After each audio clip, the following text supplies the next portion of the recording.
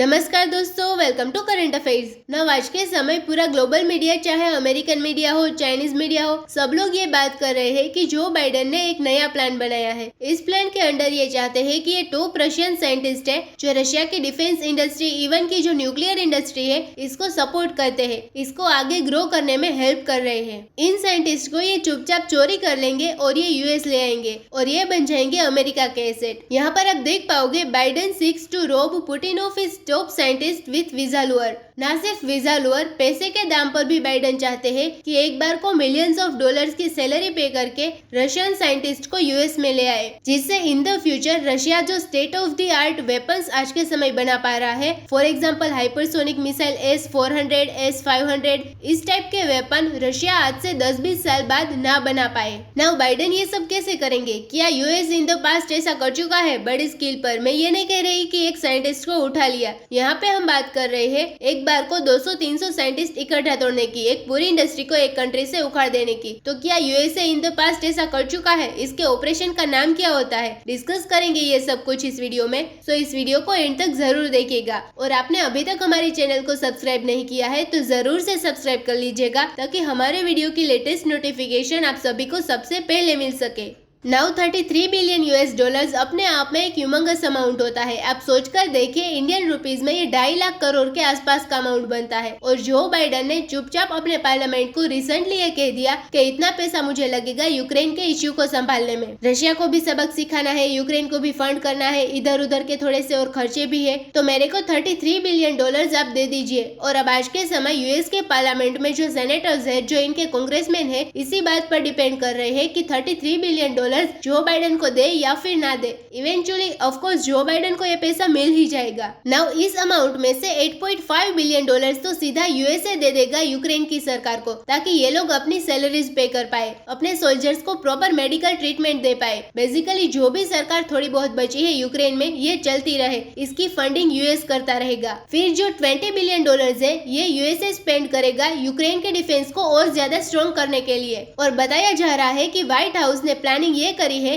कि इस 20 billion dollars में से कुछ अमाउंट, कोई बड़ी बात नहीं है कि 1 से लेकर 2 बिलियन डॉलर्स भी एक बार को बाइडेन खर्चने के लिए तैयार हो जाएंगे रशियन साइंटिस्ट को रशिया से यूएस लाने के लिए। जो बाइडेन आज के समय ये जानते हैं कि देखो, रशिया कुछ खास प्रोड्यूस नहीं करता, रशिया से कोई स्मार्टफोन नहीं आते, रशिया से आप अगर देखो तो कोई बहुत बड़ी कार्स नहीं आती, इंडिया की तरह रशिया की कोई आईटी इंडस्ट्री नहीं है, वहाँ पे आपको इन्फोसिस जैसी कोई खास कंपनी नहीं मिलेगी। मगर एक पर्टिकुलर सेक्टर है जहाँ पे रशिया दुनिया के बड़े बड़े देशों को चुनौती देता है, वो है डिफेंस। डिफेंस के फील्ड में रशिया के जो साइंटिस्ट है, ये स्टेट ऑफ द आर्ट है। इन्होंने ओवर द इयर्स कमाल के वेपन्स बनाए हैं, जिन्होंने दुनिया भर में वेरियस वॉर्स का रूप कम्प्लीटली चेंज कर दिया। नाउ जो बाइडेन ये चाहते हैं कि रशिया में ये जो state of the art scientist है, इनको अमेरिकन स्पाइस जो रशिया में रहते हैं, ये कॉन्टेक्ट करना स्टार्ट कर दे। उनको ये बोले कि रातों रात हम आपको रशिया से बाहर निकाल देंगे, यूएसए में बढ़िया जगह पे घर मिलेगा, डॉलर्स मिलेंगे बैंक अकाउंट में, लाइफ सिक्योर होगी, आप अमेरिकन लाइफ जियोगे, वहाँ पे फ्रीडम है, लिबर्टी है, दुनिया भर की मल्टीनेशनल कंपनीज है, आपके जो बच्चे हैं ये ज्यादा बढ़िया भविष्य जिएंगे। आपको सिंपली क्या करना है कि आप रशिया छोड़कर अमेरिका की साइड आ जाओ। और अगर आप सोच रहे हैं इसका, तो सिंपल सॉल्यूशन है, पुतिन को चुपचाप जो सारे साइंटिस्ट है उनको जंजीरों में कैद करना है और एक कमरे में रख देना है और ये कहना है कि तुम में से कोई बाहर निकलेगा नहीं। देखो, रशिया ऐसा भी नहीं कर सकता, क्योंकि साइंटिस्ट आप अगर देखो दिमाग वाला काम है, उसको एक सडन कंफर्ट चाहिए लाइफ में, तभी वो कुछ प्रोड्यूस कर पाएगा। ऐसा तो है नहीं कि एक साइंटिस्ट को आप बस जेल में डाल दोगे और एक्सपेक्ट करोगे कि कमाल की वो आपको इनोवेशन देगा। तो जो बाइडेन ये बात जानते हैं, तो इसलिए आज के समय रशिया में जो हजारों साइंटिस्ट है, उसमें से टॉप 200-250 के आसपास जो साइंटिस्ट है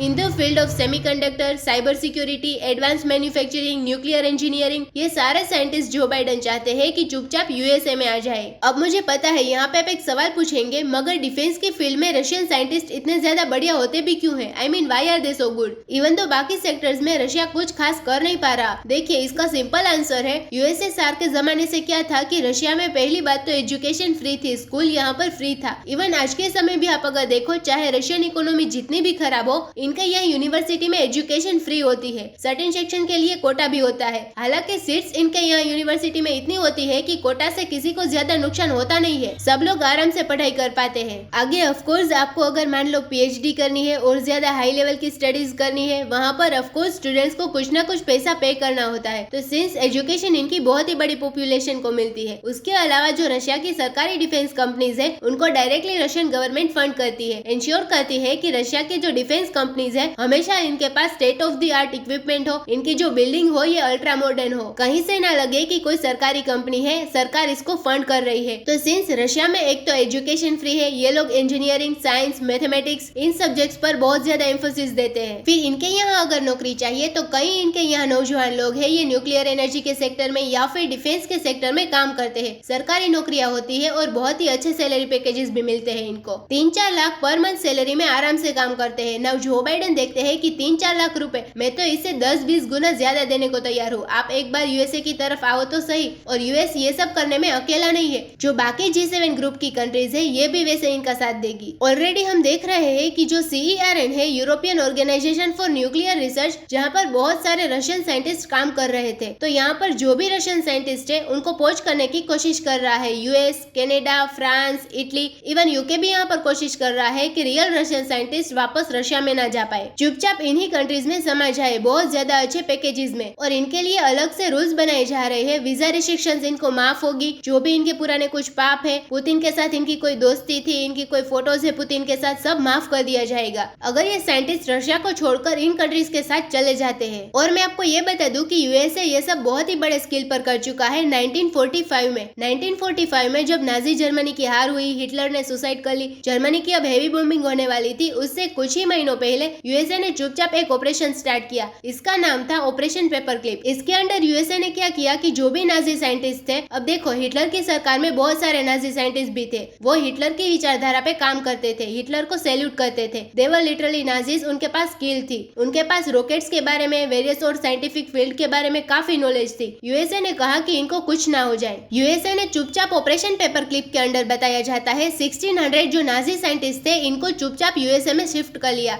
एक दिन पहले ये सब थे नाजी, दुनिया इससे नफरत कर रही थी, चुपचाप जैसे ही ये यूएसए में चले गए इनकी फिर से ब्रांडिंग हो गई। अब तो ये अमेरिकन है, ये नासा के लिए काम करेंगे, ये अमेरिकन गवर्नमेंट के लिए काम करेंगे। तो इनके सारे जो पुराने पाप है सब धुल गए, रातों रात ये प्योर अमेरिकन बन गए। और आपने काफी बार सोचा होगा कि नासा ने इतनी तरक्की क्यों कर ली, नासा ओवर द इयर्स बाकी स्पेस संगठनों से इतने आगे कैसे निकल गया। देखिए इसकी नींव भी रखी थी नाजी साइंटिस्ट ने। 3 मेजर नाजी साइंटिस्ट थे, वर्नर वॉन ब्राउन, उसके अलावा आर्थर रुडोल्फ। इन्होंने नासा की जो रॉकेट की टेक्नोलॉजी है उसको डेवलप किया, जिसके दम पर बाद में नील आर्मस्ट्रांग गए थे चांद पर। और ये हिस्ट्री का एक ऐसा सवाल है जो आज भी यूएसए को वॉन्ट करता है। यूएसए की करंट जनरेशन काफी बार खुद से पूछती है कि क्या यूएसए ने ठीक किया, क्या नाजी साइंटिस्ट को बचाकर यूएसए में लाना ठीक था। और वर्नर वॉन ब्राउन को तो काफी बार कहा जाता है हिस्ट्रीज मोस्ट कंट्रोवर्शियल फिगर, क्योंकि ये एडोल्फ हिटलर के साथ मिलकर काम कर रहे थे। बहुत सारे जो अटैक्स किए गए थे यूनाइटेड किंगडम में, ये इन्हीं के रॉकेट्स द्वारा किए गए थे। मगर यूएस सिंस दूर की सोचता है, यूएसए ने बस देख ली यहाँ पर अपॉर्चुनिटी, और इनके सारे जो पाप थे ये भूलकर इनको बना दिया अमेरिकन। तो जो ऑपरेशन पेपर क्लिप के अंडर आइजनहवर ने किया था हिटलर के साथ, नाजी जर्मनी के साथ, वैसा ही जो बाइडेन करना चाहते हैं व्लादिमीर पुतिन के साथ। बड़ी स्किल का ब्रेन ड्रेन, इनके बहुत सारे साइंटिस्ट चुपचाप रशिया से बाहर निकाल दो और सीधा पैसे के दम पर रातों रात बोइंग, लॉकहीड मार्टिन, जो ये अमेरिकन डिफेंस मैन्युफैक्चरर्स है, इनको टॉप रशियन साइंटिस्ट मिल जाएंगे। रशिया की जो कई सालों की मेहनत है ये कुछ ही $1 मिलियन